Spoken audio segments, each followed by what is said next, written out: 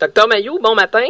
Catherine, bon matin. Joanie. Bonjour. Marc-André est là aussi, toute l'équipe est en place. Allô, Marc-André. Ben oui, on n'a pas le choix. J'ai fait venir toute l'équipe, Docteur Mailloux, parce que je ne sais pas si vous êtes à l'écoute depuis le début de l'émission, mais on ne parle que j'en ai pris un petit bout là d'un produit dérivé. Ben là, j'ai des questions. J'espère bien, Docteur Mailloux. J'ai hâte qu'on parle de business. Comment? Ben, ah oui, bon, ça y est. Oh, il a pensé à ça. Là, il a pensé à tout ça. Il a vu l'argent.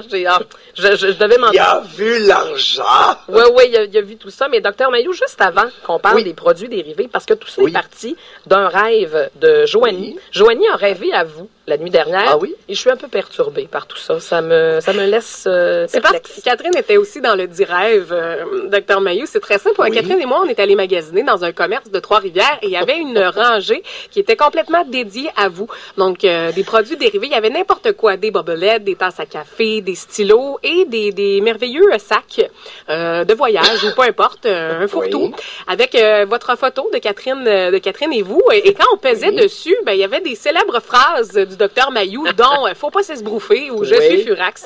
Donc, on en avait acheté de mémoire dans mon rêve. Donc, c'est la première pensée que j'ai eue ce matin à mon réveil pour vous et Catherine. Donc, on s'est dit, c'est peut-être un rêve prémonitoire. Je sais pas. Docteur Mailloux, outre le rêve prémonitoire, vous analysez ça comment en tant que psychiatre, une collègue de travail? Et c'est la deuxième, hein? Je veux juste vous dire que notre recherchiste Amélie Marcoux a déjà rêvé à vous. Docteur Mailloux, j'anime avec vous depuis 9 mois et je vous aime beaucoup, mais j'ai jamais rêvé à vous. Comment analysez-vous ce comportement un peu douteux de la part de collègues féminines? Catherine! Non, il est important de bien comprendre. Et là où tu as commencé à te dire quelque chose, Joanie, c'est lors du réveil. Alors, la signification du rêve est personnelle à chacun. Mon analyse du rêve n'a aucune valeur. C'est l'analyse du rêve par l'analyser qui est importante. Et 2 points. Là où ça commence à avoir une signification personnelle, c'est lors du réveil. La première pensée est comment la personne se sent.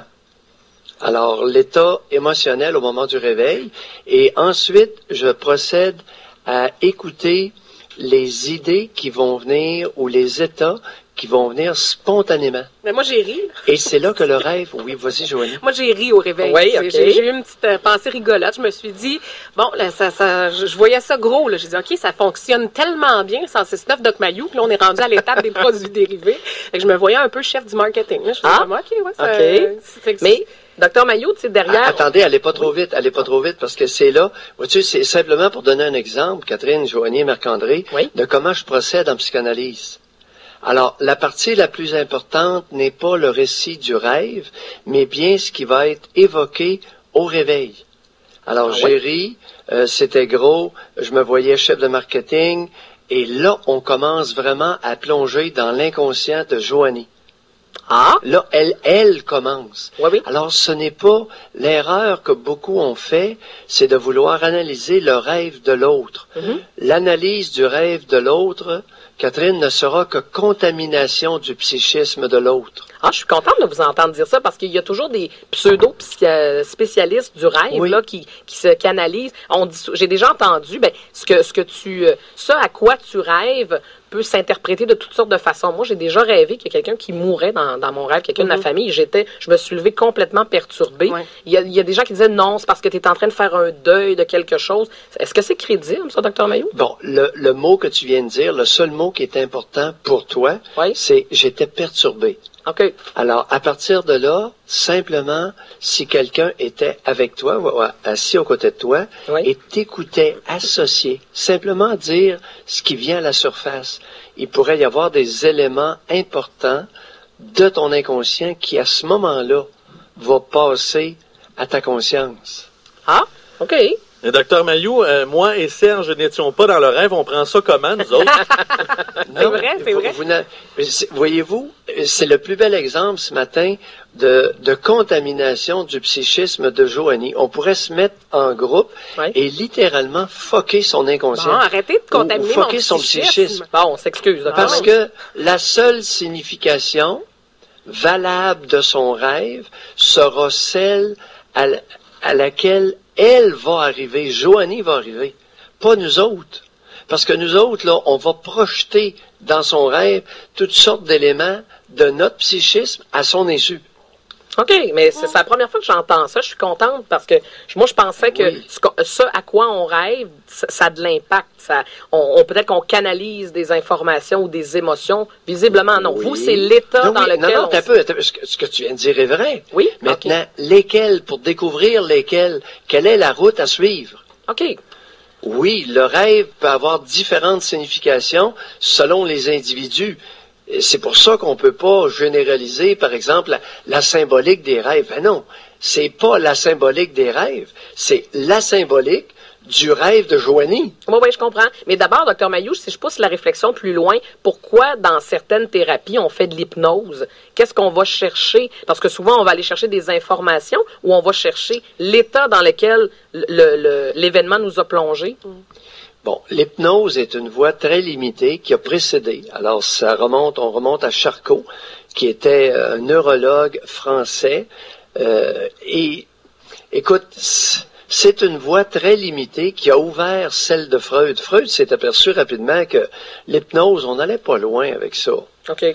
Tu sais, c'est un début, c'est une relaxation, un état pré-sommeil dans lequel l'activité mentale peut se manifester. Mais c'est moins bon, moins rapide, moins efficace que simplement l'association libre. Laissez monter dans votre cerveau, tout simplement, vos émotions, ce qui se passe au moment où ça se passe, et les idées qui viennent. OK. C'est ça, la libre association. C'est simplement permettre à ce qui est en nous de monter à la surface, tranquillement. Docteur Mailloux, en terminant, on a sorti un extrait de l'émission. Je pensais qu'on allait rigoler le matin, mais vous êtes pas drôle. Ben oui, on n'est pas toujours... Vous êtes très sérieux. Détrompez-vous, j'ai rigolé au réveil ce oui. matin. Wow, moi j'ai ri. On a ri avant que vous arriviez, c'est vous qui nous donnez, finalement.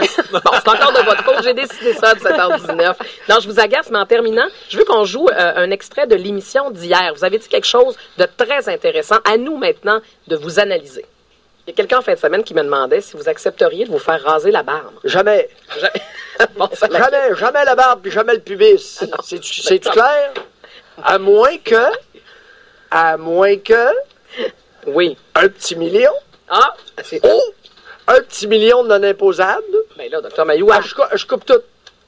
Le poil de la poche, la barbe, tout le kit au complet. Les cheveux, 1 million. Bon, mais en bas de ça, la qualité d'être clair, Dr Mailloux. Non, alors, ça veut dire que s'il y a un client qui est prêt à allonger 1 million ce matin, vous faites raser la totale. Est-ce que c'est ce que je comprends? Oui? Oui. Parfait. Oui. Okay. La tête, la barbe et la poche. Et 1 million, là, c'est... écoute, aussi. Ça va être beau. On avait compris déjà, Marc-André. T'as pas besoin d'en rajouter. Non, mais c'est vrai que... Là pour ça. Oui. Ça, sincèrement, là, je veux pas rêver à ça cette nuit. Docteur Mailloux, on se retrouve à compter de midi. Oui. Merci, à plus tard. Donc, on a compris. À 1 million, alors, je fais appel aux clients de la station. Là. Vous êtes prêts à allonger 1 million. Vous l'avez entendu. Mais se fait raser tout. Vous pouvez vous mettre à la gang aussi. Ouais. Une bonne gang. Le défi des têtes rasées, ça serait très bon pour lui. Imagines-tu les enchères, comment ça monterait? Oui. Et comment les enfants en bénéficieraient? Ah, ça, c'est clair. Mais s'il y a quelqu'un qui est prêt à allonger 1 million, j'en ai pas de problème. Si ça peut bénéficier aux enfants, il va falloir qu'on allonge du cash, par exemple.